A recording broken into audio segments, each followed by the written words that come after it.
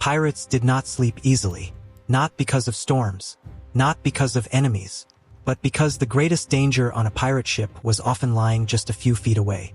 At night, when the sea finally quieted and sails rested, most men should have felt relief. Instead, tension settled deeper. Every pirate knew one truth that outsiders rarely understand. Survival at sea wasn't just about fighting navies or outrunning storms. It was about watching the men you shared the deck with. Pirate crews were not families. They were temporary alliances built on profit, fear, and fragile trust.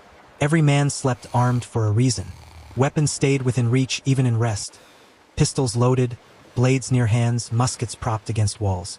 Not for dramatic effect, for necessity, because betrayal did not announce itself. It happened quietly, in darkness, when guards were down and greed had time to think. Disputes over shares, old grudges, rum-fueled paranoia. A pirate ship was a floating pressure chamber. Weeks or months trapped together, no escape, no law, no authority beyond violence. And when discipline breaks, fear replaces it. Some pirates slept in shifts. Some slept lightly, never fully unconscious. Some didn't sleep at all, because a crew could turn on itself faster than any enemy fleet. And once steel was drawn below deck, there was nowhere to run. This wasn't paranoia. It was experience. Men disappeared without storms, without witnesses, without explanation beyond silence the next morning. A hammock left empty, a blade wiped clean, questions unasked. To survive as a pirate, you didn't just fight enemies, you anticipated friends. And that is why pirates slept with weapons. Not because they expected to kill, but because they knew how quickly trust could become a liability. Trust on a pirate ship was not built. It was negotiated daily. These crews were not raised together, trained together, or bound by loyalty. Most pirates had joined out of desperation, debt, or opportunity. Former sailors, escaped prisoners, failed merchants, even enemies from past voyages now slept only a few feet apart. The ship forced proximity, but it did not create unity. Authority existed, but it was fragile. Captains were elected, not crowned. Quartermasters held power equal to command. Leadership lasted only as long as profit and confidence remained aligned. The moment a voyage turned bad, authority fractured. And when authority fractures, men rely on themselves. Below deck, the ship became a test of nerves. Darkness hid intentions. Rum loosened tongues. Arguments that began over rations or shares did not always end with words. There were no cells, no trials.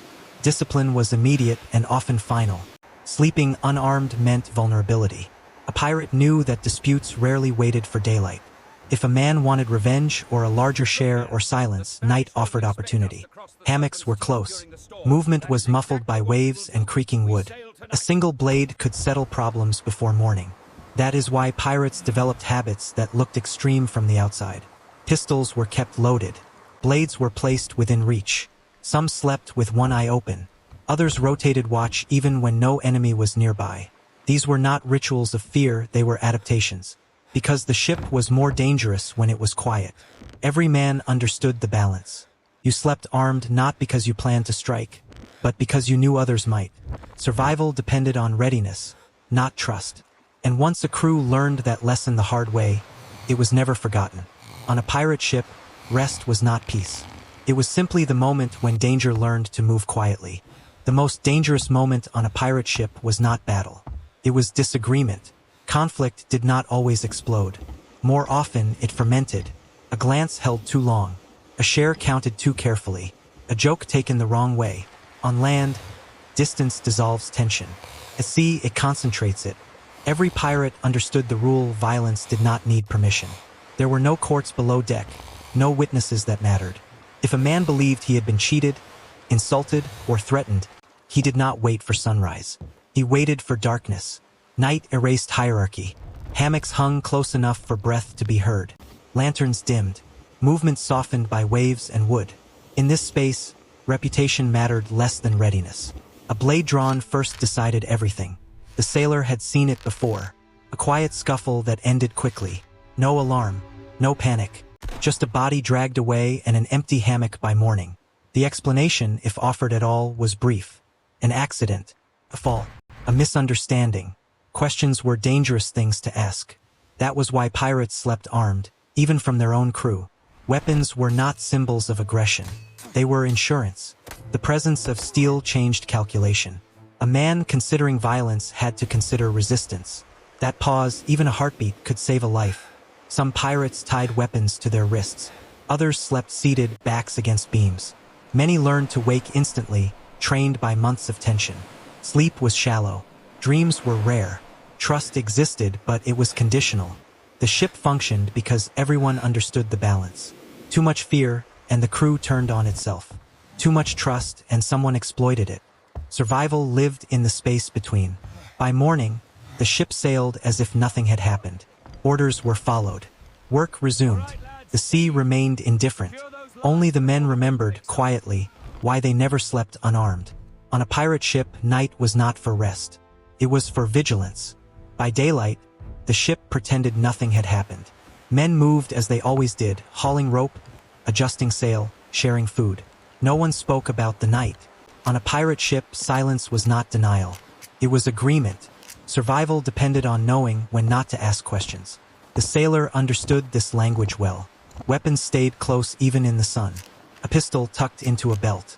A blade hidden beneath loose fabric. Daylight reduced fear, but it did not erase memory.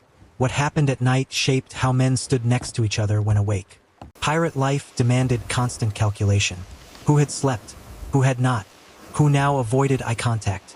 Small changes mattered. A man who once joked too freely now kept his distance. Another who drank heavily now drank less or more. Every adjustment was noted, not consciously, but instinctively. This was how balance was maintained. Leadership watched closely. The pirate captain did not intervene unless forced. Control came from allowing tension to burn slowly rather than explode. Discipline was not about justice. It was about keeping the ship functional. One visible punishment could destabilize the entire crew. That is why pirates learned restraint.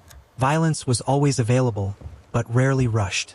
A drawn weapon was a message as much as a threat. Most conflicts ended there, resolved by presence, posture, and readiness. Those who failed to understand this disappeared quickly. At night, the routine returned. Lanterns dimmed, hammocks swayed, weapons were checked, repositioned, felt for even in sleep. Men learned the sound of each other's breathing. The creak of the ship became a metronome for vigilance. The sailor slept lightly, not from fear, but from habit. On a pirate ship, peace was temporary. Readiness was permanent. This was not cruelty. It was adaptation. Because on the open sea, surrounded by armed men with nowhere to go, survival depended on one simple rule: never be the only one unprepared.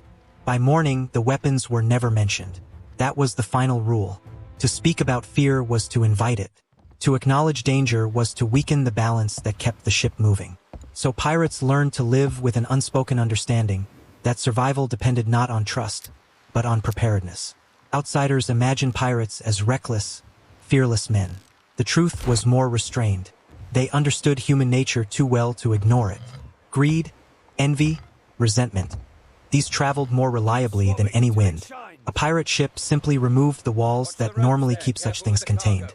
Sleeping with a weapon was not aggression. It was awareness. The sailor knew that every man aboard carried a private calculation. Who could be trusted? Who could not? Who might act if pushed far enough? These thoughts were never shared, yet they shaped every interaction. Respect was maintained not by friendship, but by capability. And that balance worked until it didn't. When pirate crews failed, it was rarely from external attack. It was from collapse within. One unchecked dispute. One man underestimated. One moment of unpreparedness in the dark. The weapons by their sides were reminders, not of violence, but of consequence. Years later, when stories of pirates were softened into legends, this detail disappeared. Tales focused on battles, treasure, freedom. No one spoke about the nights, about men sleeping lightly, hands near steel, listening to each breath around them. But that was the reality. Pirates did not sleep armed because they wanted to fight. They slept armed because they understood something timeless. That danger is most lethal when it feels familiar. So consider this. If you were trapped at sea with armed strangers, no law, no escape, no second chances, would you sleep unprepared? Or would you do exactly what pirates did, and keep your weapon close, even from your own crew?